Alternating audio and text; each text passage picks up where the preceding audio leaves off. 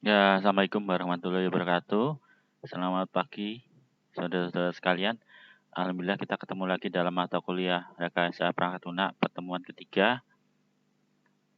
Ya, semoga bisa ketemu lagi dalam pertemuan berikutnya dalam keadaan sehat ya. Amin. Ya, hari ini kita akan membahas mengenai analis kebutuhan ya dari mata kuliah Rekayasa Perangkat Lunak. Temanya adalah analisis kebutuhan. Nah, berikutnya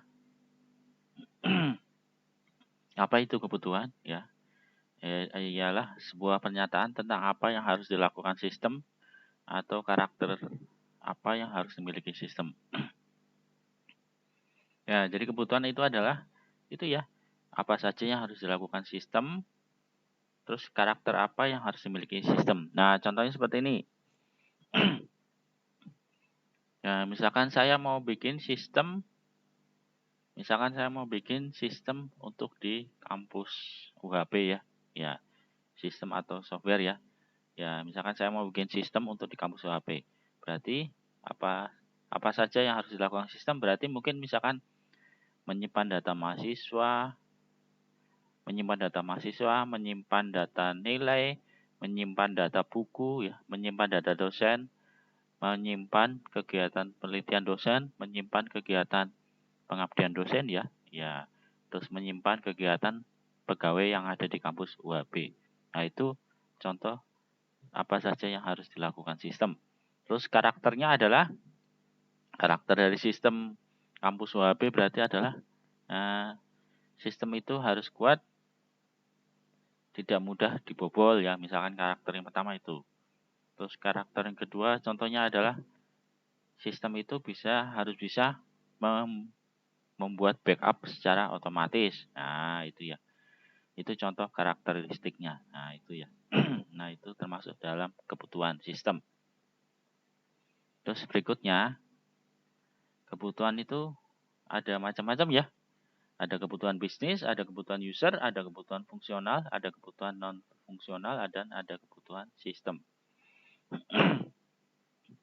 Kalau kebutuhan bisnis adalah apa yang hendak dicapai oleh bisnis tersebut. Kalau kebutuhan user adalah apa yang harus dilakukan user. Kalau kebutuhan fungsional, apa yang harus dilakukan software. Terus kalau kebutuhan non-fungsional adalah karakter apa yang harus dimiliki sistem. Ya, ya.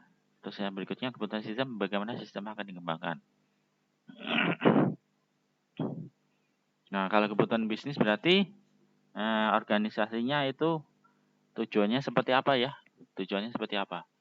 Ya, misalkan tujuan dari organisasi PTA adalah untuk mendapatkan untung sebesar-besarnya, misalkan seperti itu. Nah, itu berarti kebutuhan bisnis. Nah, kalau kebutuhan user, misalkan contohnya, setiap bulan user harus bisa menyimpan data pegawaian. Nah, itu kebutuhan user. Kebutuhan fungsional adalah apa yang harus bisa dilakukan software. Nah, misalkan kebutuhan fungsional adalah software harus bisa melakukan backup data, misalkan kayak gitu. Terus berikutnya kebutuhan non-fungsional, karakter yang dimiliki oleh sistem. Nah, sistemnya misalkan harus kuat dari sistemnya harus mempunyai keamanan data yang kuat ya, agar tidak mudah bobol dan datanya tidak mudah hilang. Nah, itu karakter dari kebutuhan fungsional. Terus berikutnya kebutuhan sistem. Nah, bagaimana sistem akan dikembangkan. Nah, suatu software atau sistem harus bisa dikembangkan ya. Jadi kalau tidak bisa dikembangkan nanti 2 tahun atau 3 tahun ke depan bisa-bisa software atau sistem itu tidak bisa lagi digunakan. Nah, makanya sistem itu harus bisa dikembangkan. Nah, jadi kalau kita membuat software atau sistem, diusahakan sistem itu agar bisa mudah dikembangkan ya. Ya, misalkan software atau sistem itu untuk tahun ini hanya bisa melakukan kegiatan A sampai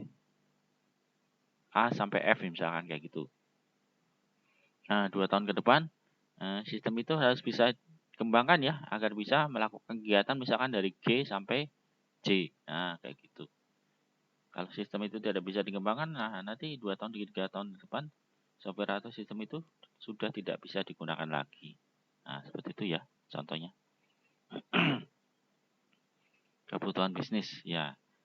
Polanya ada pola, ada kebutuhan, ada ya macam-macam. Polanya adalah jika dibangun maka akan, nah itu.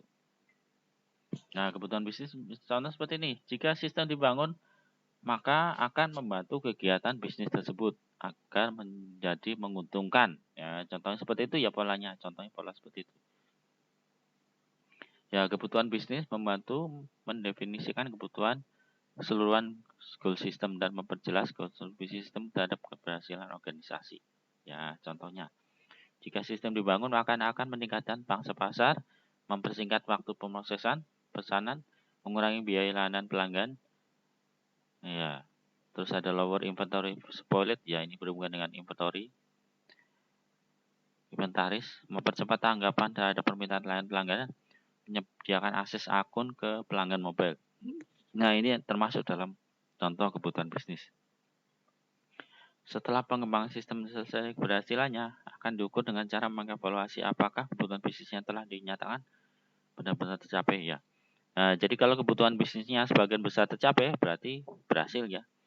Tapi kalau kebutuhan bisnisnya hanya setengah atau hanya sedikit yang tercapai, berarti kebutuhan bisnisnya itu adalah gagal ya tidak berhasil. Nah, seperti itu.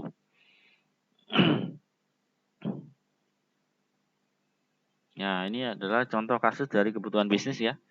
Ya, perusahaan es krim Paman Sam membutuhkan sistem kasir yang akan digunakan setiap outlet mereka. Ya, misalkan outletnya ada 100, maka sistem kasirnya harus ada di 100 kasir. Nah, kayak gitu. Ada tujuan yang hendak diraih dengan adanya sistem tersebut adalah ya mempercepat pelayanan kepada pelanggan hingga di bawah 1 menit per transaksi. Ya, biasanya kalau kasir itu kalau lebih dari 5 menit atau lebih dari 10 menit berarti itu gagal ya, bisa merugikan perusahaan. Terus berikutnya menutup peluang kebocoran transaksi hingga zero accident ya. Dalam 6 bulan ke depan akibat manipulasi dilakukan kasir. Ya kalau bisa tidak ada kebocoran transaksi ya. Jadi yang mengakibatkan kerugian perusahaan. Ya misalkan ada transaksi ya yang seharusnya menguntungkan malah merugikan. Nah, itu bisa merugikan perusahaan. Kemudian meningkatkan pembelian ulang oleh pelanggan hingga 30% dalam bulan ke depan. Ya, kalau bisa, kalau transaksinya bagus, diharapkan pelanggan itu datang lagi untuk melakukan pembelian ke perusahaan kita. Nah, itu namanya pembelian ulang. Nah, ini contoh dari kebutuhan bisnis. Nah, ini juga contoh kasus ya. Pokoknya unsur penting dari kebutuhan bisnis adalah urusan finansial ya. Ya, intinya menguntungkan. Ya, untuk itulah dibuat inovasi aplikasi keuangan pribadi. Ya, mungkin transaksi keuangannya terjadi di perusahaan, tapi ya pimpinan perusahaan bisa memonitor dari jarak jauh ya. Ya, mungkin lewat aplikasi Android atau gimana. Ya. Nah, ini juga contoh kebutuhan bisnis. Apa saja yang ingin diraih ya.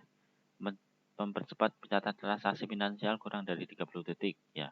Meningkatkan penghasilan dalam 6 bulan ke depan, meningkatkan jumlah offset dalam 12 bulan ke depan, mengurangi hutang hingga 30%, menekan pengeluaran hingga maksimal 50%, mempersiapkan dana untuk kebutuhan masa depan minimal 50% terpenuhi ya. Nah, kebutuhan user dilihat dari perspektif bisnis ya. Fokus apa yang harus bisa dilakukan sistem supaya dapat memenuhi atau memuaskan kebutuhan bisnis user. Ya, intinya dari kebutuhan user adalah apa saja yang kerjaan biasanya dilakukan user di dalam perusahaan harus bisa ditanggapi oleh si sistem. Nah, ini seperti itu.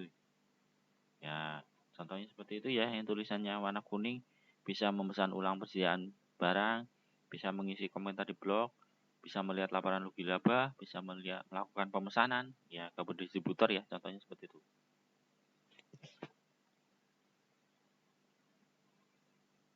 Nah, ini contoh dari kebutuhan user.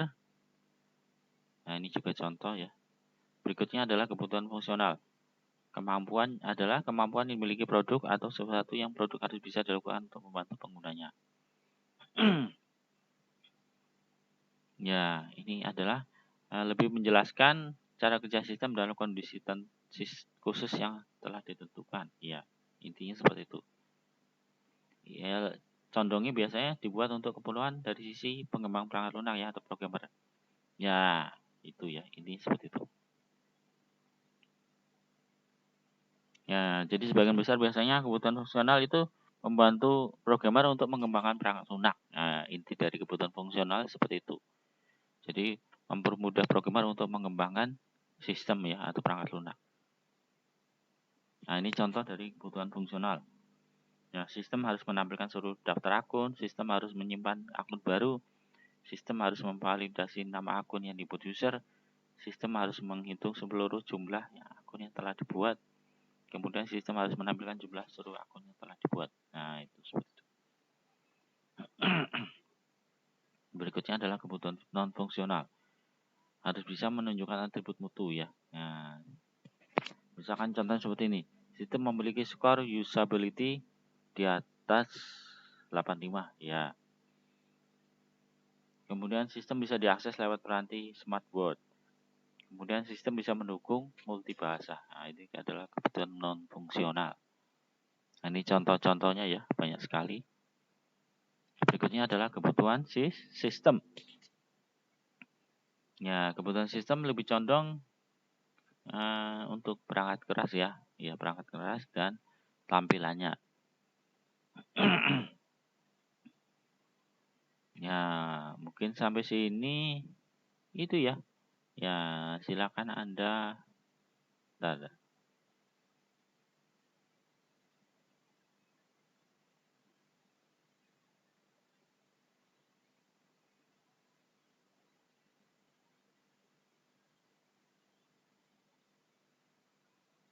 Ya, sampai sini Anda coba membuat kuis ya.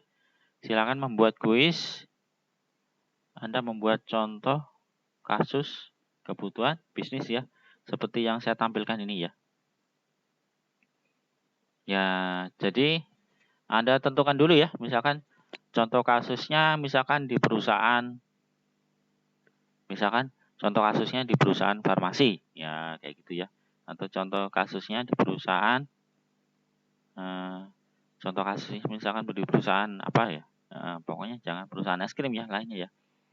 Ya, misalkan contoh kasusnya di perusahaan kaos, contoh kasusnya di perusahaan farmasi.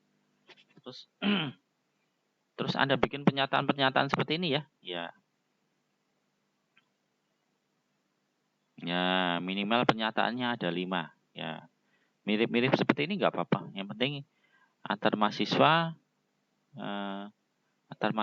judul perusahaannya beda ya. Ya, silakan Anda mengerjakan kuis, membuat contoh kebutuhan bisnis seperti ini. Dibuat minimal ada 5 pernyataan, antar mahasiswa, judul perusahaannya beda. Ya, kuisnya dikumpulkan lewat WA ya. Paling lambat saya tunggu hari ini ya. Senin tanggal 26 September ya. Sebelum jam 8 malam ya, dikumpulkan sebelum jam 8 malam. Nah, ini kuisnya dikumpulkan dalam bentuk file PDF atau file teks juga boleh ya. Ya, silakan dikumpulkan dalam bentuk file PDF atau file teks ya lewat WA sebelum jam 8 malam hari ini ya, 26 September 2022. Ya, itu Anda bikin contoh kasus kebutuhan bisnis. Ya, tiap mahasiswa judul nama perusahaannya beda. Nah, udah itu ya. Terus kita lanjutkan ya. Kita lanjutkan ada materi selanjutnya.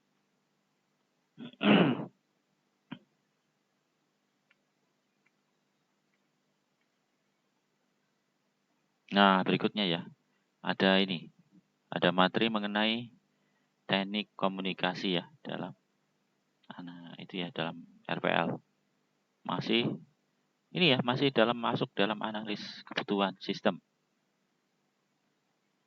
Ya, menurut Gauss and Weinberg menyarankan agar analis memulai dengan mengajukan pertanyaan bebas konteks, di mana pertanyaan tersebut berfokus pada pelanggan, tujuannya untuk mengetahui secara keseluruhan dan keuntungan. Nah, intinya seperti itu. Ya, jadi ada teknik komunikasi atau ada teknik pertanyaan untuk mengetahui sesuatu ya. Nah, ini contohnya seperti ini. Misalkan siapa di balik permintaan untuk pekerjaan ini ya. Terus apa keuntungan ekonomi dari pemecahan yang berhasil? Iya. Ya, misalkan kita berhasil memecahkan kita berhasil memecahkan masalah itu keuntungan ekonominya apa? Nah, seperti itu ya.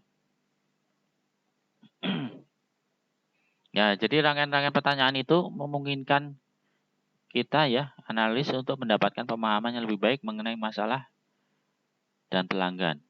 Ya, seperti itu. Nah, maaf nggak kelihatan ya. Ya, rangkaian pertanyaan itu memungkinkan sistem analis untuk mendapatkan pemahaman yang lebih baik mengenai masalah dan pelanggan untuk menyatakan persepsinya terhadap suatu pemecahan ya. Nah, seperti itu.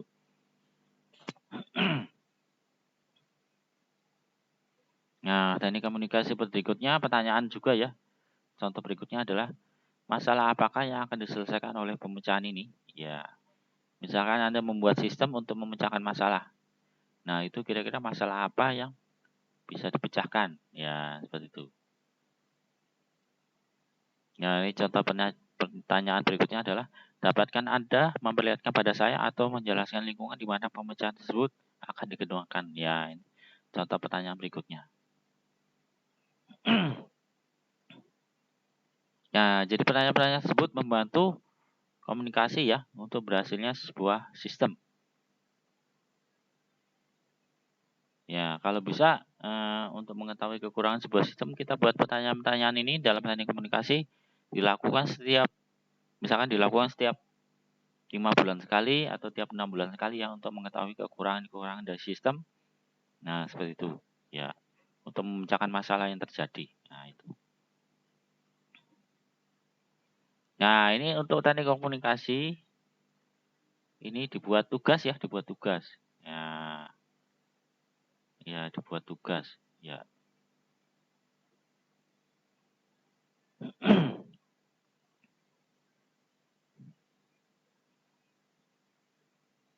Nah, jadi tugasnya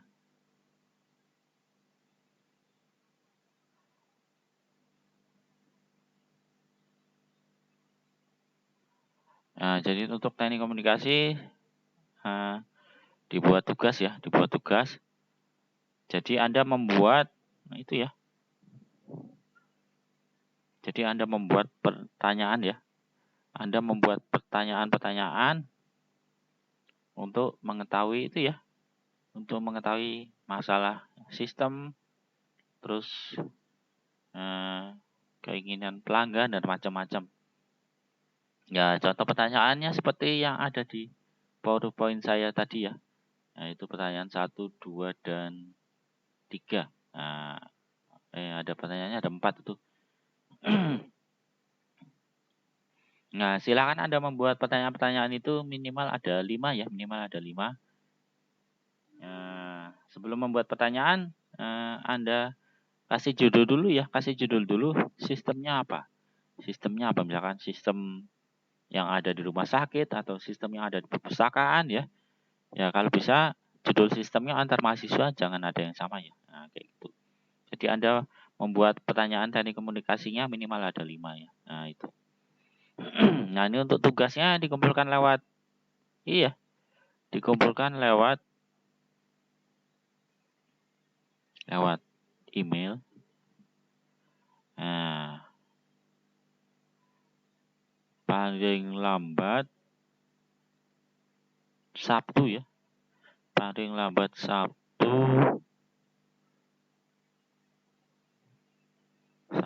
tanggal 1 Oktober ya.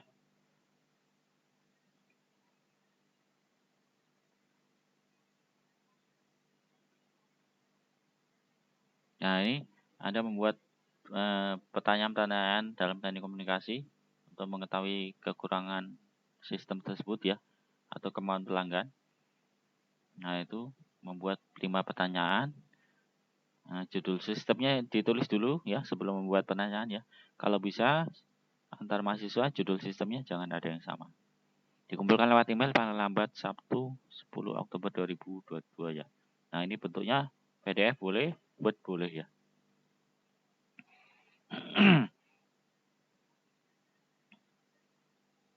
Ya, mungkin materi dari saya untuk pertemuan ketiga ini sampai di sini saja ya.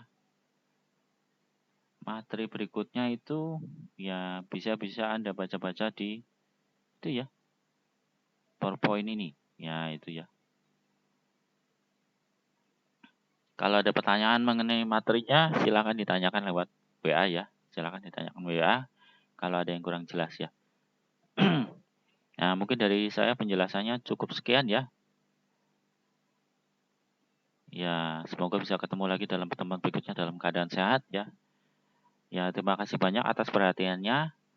Wassalamualaikum warahmatullahi wabarakatuh.